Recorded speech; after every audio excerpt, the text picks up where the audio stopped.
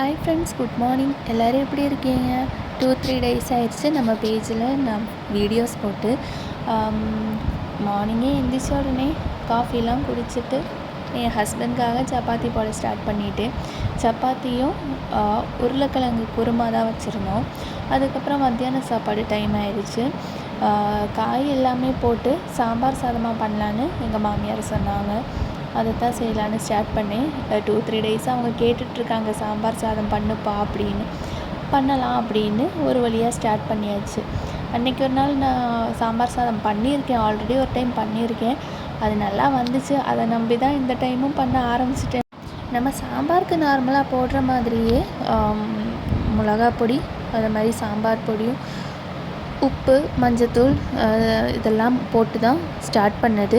காய் எல்லா காயுமே ஆட் பண்ணிக்கிட்டேன். இப்போ மாங்காய், முருங்கைக்காய், தக்காளி, வெங்காயம், பீன்ஸ், கேரட், அப்புறம் கத்திரிக்காய் இதெல்லாம் ஆட் பண்ணி தான் நான் வச்சது. அப்புறம் ஈவினிங் டைமில் நான் டீ குடிச்சிட்டு நான் மாடிக்கு போய் நின்றுட்டேன். பார்க்க சூப்பராக இருந்துச்சு. பாப்பாவையும் தூக்கிட்டு தான் நான் போனது.